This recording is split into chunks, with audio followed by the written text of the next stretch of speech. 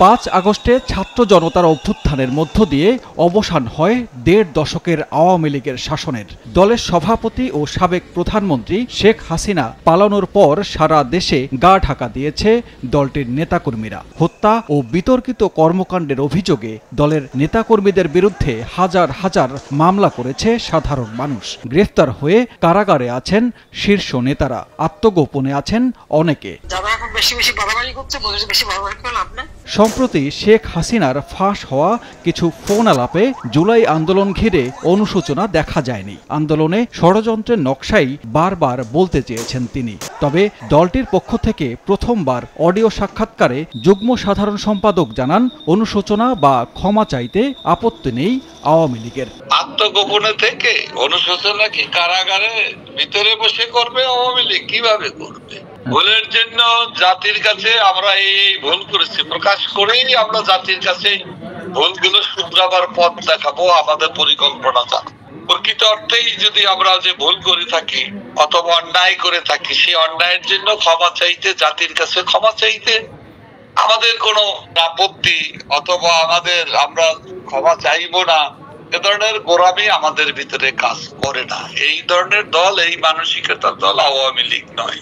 হঠাৎ করেই গেল 10 নভেম্বর নূর হোসেন দিবসে আওয়ামী লীগের কর্মসূচি ঘোষণায় রাজনৈতিক অঙ্গনে আলোচনার জন্ম দেয়। যদিও এরপর আবারও নিশ্চুপ দলের তৎপরতা। বাহাউদ্দিন নাসিম জানান, বর্তমান সময়ের সাথে তাল মিলিয়ে দল গোছাতে চায় আওয়ামী লীগ। সাধারণ মানুষ, খেটে খাওয়া মানুষের জীবনে যে নাভিশ্বাস উঠেছে, এর থেকে মানুষকে রক্ষার জন্য কর্মসূচি অচিরেই নেব।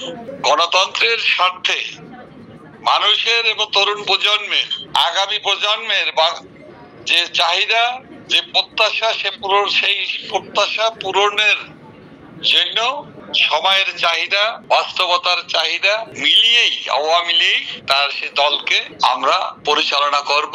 বিশ্লেষকরা বলছেন, ষড়যন্ত্র তত্ত্ব গ্রহণ করবে না জনগণ, বরং দলের অপরাধীদের বিচারের পাশাপাশি স্বচ্ছ রাজনীতির ধারায় ফেরার চেষ্টা করতে পারে আওয়ামী লীগ।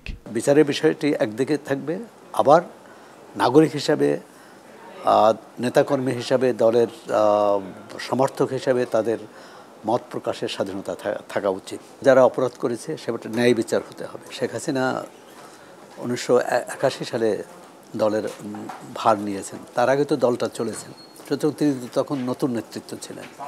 আজকে 43 বছর পর তো নতুন নেতৃত্ব আসতেই পারে। তবে জুলাই আন্দোলনের ধারায় নতুন রাষ্ট্র কাঠামো ও রাজনৈতিক বন্দোবস্তে তরুণদের আকাঙ্ক্ষার প্রতিফলনকে প্রাধান্য দেওয়ার কথাও বলছেন এই বিশ্লেষক। সানবীর রূপল, সময় সংবাদ, ঢাকা।